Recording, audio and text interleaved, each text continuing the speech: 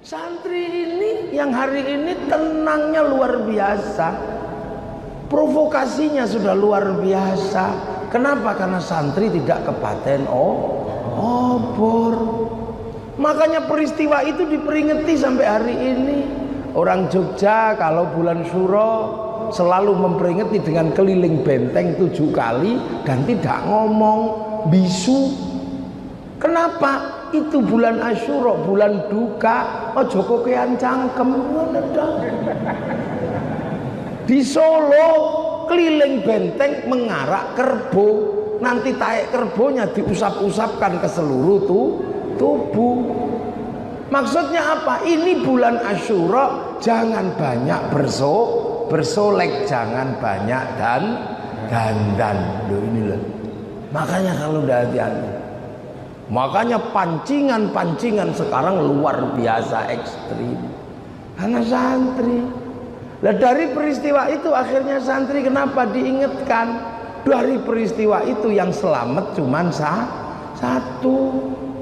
Siapa yang selamat? Sayyid Ali Zainal Abidin. Makanya Sayyid Ali Zainal Abidin tidak kembali ke Makkah, tidak ke Madinah, tapi pergi menjauh dari Arab untuk menghindari konflik. Lahirlah Sayyid Muhammad Baqir. Dari Sayyid Muhammad Baqir yang menjauh lahir Sayyid Ja'far Shadiq. Sayyid Ja'far Shadiq jauh melahirkan namanya Sayyid Ali Uraidi. Menjauh melahirkan anak namanya Sayyid Muhammad. Membawa Islam jauh keluar dari Jazirah. Punya anak namanya Sayyid Ubaidillah. Menjauh punya anak namanya Sayyid Aisyah An-Naqib. Menjauh punya anak namanya Sayyid Ahmad Al-Muhajir. Menjauh punya anak Sayyid Alwi. Punya anak Sayyid Muhammad. Punya anak Sayyid Alwi. Punya anak namanya Sayyid Ali Khalid Qasam. Semakin jauh punya anak Sayyid Ahmad Sohib Mirbat. Menjauh punya anak Sayyid Alawi Amil Faqih. Tambah jauh punya anak Sayyid Abdul Malik sampai Mongolia. Punya anak Sayyid Ahmad Jalaluddin sampai Campa. Punya anak Sayyid Muhammad sampai Pasir. Punya anak Sayyid Jamaluddin Al-Husaini Al-Kabir sampai tanah Jawa yang kemudian dikenal dengan nama Syekh Jumatil Kubro. Punya anak Sayyid Ishaq. Sayyid Ishaq kemudian pindah ke Banyuwangi, diambil menantu sama Minak Sembuyu, anaknya namanya Dewi Sekardadu, dinikahkan sama Maulana Ishaq, lahirlah Raden Ainul Yakin Sunan Giri. Ya orang nek ngerti kan, oh gini ya, enggak rendah biasa saja. Nah Syekh Jumatil Kubro punya anak satu lagi selain Maulana Ishaq. Siapa? Sayyid Ibrahim Asmoro Kondi. Punya anak Raden Rohmat Sunan Ampel.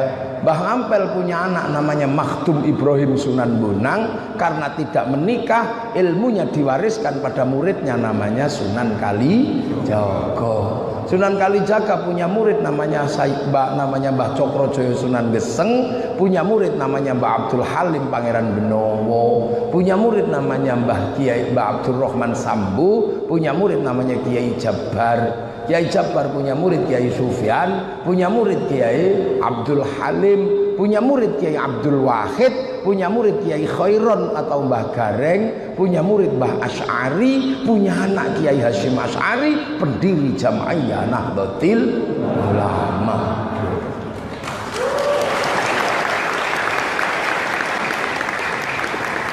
Loh kalau orang kayak begini tahu ndak kepaten obor. Oh begitu ya. Jadi ada, makanya orang-orang ini ndak. Nah ini, lah ketika Islam bergerak kemana-mana, itu terjadi perbedaan-perbedaan. Seperti Islam setelah ditinggal Rasulullah, ditinggal para sahabat, kemudian Islam itu melebar. Ketika melebar, berbenturan dengan saudara yang tua. Saudara tuanya Islam itu siapa? Yahudi, Nasrani. Benturan karena rebutan wilayah. Karena benturan dengan saudara tuanya, hasilnya terjadi perang antara Islam berebut wilayah dengan orang Nasrani. Perang itu kemudian dikenal dengan nama perang salib. Perang salib berlaku hampir 300 tahun, ya kadang menang kadang kalah, sampai akhirnya dua-duanya udah nggak ingin perang saking capeknya. Akan tetapi kaum Nasrani kemudian digerakkan kembali oleh seorang panglima perang yang sangat ditakuti dunia, namanya Pangeran Richard, yang gelarnya Lionheart atau si hati singa. Pangeran Richard atau Lionheart ini membangkitkan semangat perang terakhir dengan kaum muslimin yang akan dipersiapkan. Perang itu disepakati akan terjadi di Antokia. Perang Antokia adalah perang yang terakhir, perang puputan, mati yo sekarang, hidup yo sekarang. Pasukan Nasrani, pasukannya yang dipimpin Pangeran Richard sudah dirantai kakinya sehingga nggak bisa mundur. Sementara pada saat yang sama kayu salib dari Golgota dipikul di pasukannya paling depan. Semangat ini membuat kaum muslimin grogi, mate ini. Mereka persiapannya luar biasa. Kaum wah kita jangan perang sekarang, habis kita. Mereka akan mengadakan perang puputan. Kalau kita lawan mati kita.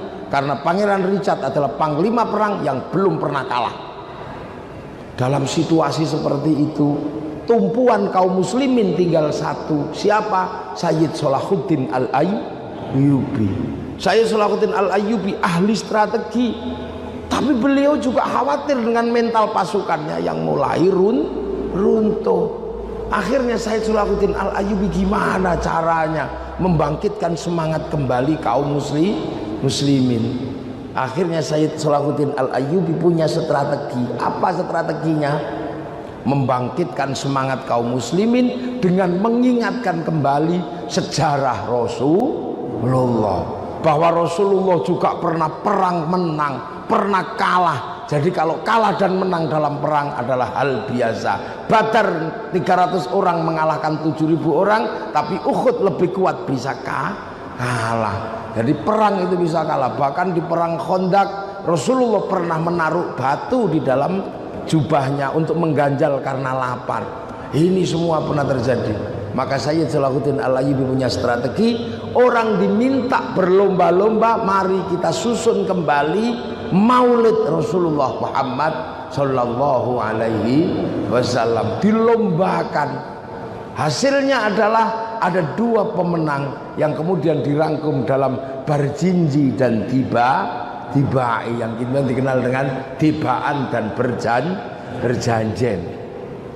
Nah, ketika sejarah ini sudah dibangkitkan, orang Islam harus diadakan pembacaan maulid secara bersama-sama. Disitulah dimulai maulid dibacakan secara bersama-sama agar orang mengerti kembali sejarah Rasulullah. Pembacaan maulid setelah itu dilakukan pada tanggal 12 Rabiul Awal.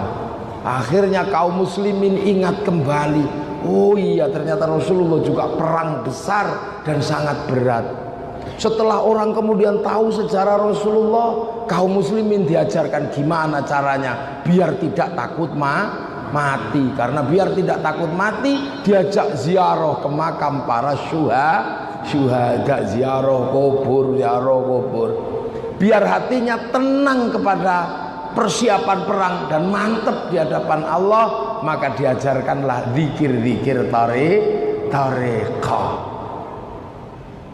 Wah, akhirnya semangat pasukan kaum muslimin bangkit kembali, diingatkan dengan Rasulullah, diajak ziarah. Oh, ternyata dulu gurumu itu orang sini. Oh, ini muridnya orang sini. Oh, gurunya ini dari sini. Oh, ternyata ingat kembali. Oh, ini kuburnya ini, muridnya ini. Akhirnya semua orang merasa bersaudara, bangkit semangat perlawanan dengan 3 strategi: Maulidur Rasul, ziarah kubur, dan zikir tarekat. Akhirnya kaum muslimin semangat bangkit. Hasilnya apa? Hasilnya orang Maroko yang jauh pengen melibatkan diri dalam perang, tapi orang Maroko kesulitan melewati lautan Atlantik. Gelombangnya sangat gede, maka orang Maroko tidak melakukan pembuatan kapal yang besar, tapi menciptakan doa-doa bagaimana meredam kekuatan lautan Atlantik. Dari peristiwa itu lahirlah doa besar yang kemudian sangat dikenal dengan namanya Hizib Bahr. Tercipta doa itu, makanya Hizib Bahri kalau dibaca laut menjadi tenang. Makanya petani jangan sering-sering baca Hizib Bahri, sumurmu kering. Yang dari Afrika Utara yang mesti melewati padang Kalahari, petir menyambar-nyambar. Bagaimana meredakan petir? Terkenallah sebuah doa yang sangat terkenal yang dikenal dengan nama Hizib Barqi. Yang kalau santri dulu kalau latihan kelahi menggunakan Hizib Barqi, rambutnya bisa jegrak ke atas. Itu yang bunyinya naruddu bikal a'da'i min kulli wijatin wa bil izni minal bu'di bisyatat. Ayo santri mesti ngerti, ku poso 41 dina. Ora tak kandhani ulah dilakoni. Jegrak. Nah, yang dari Asia melewati terusan yang sangat dikenal sekarang namanya terusan Suez.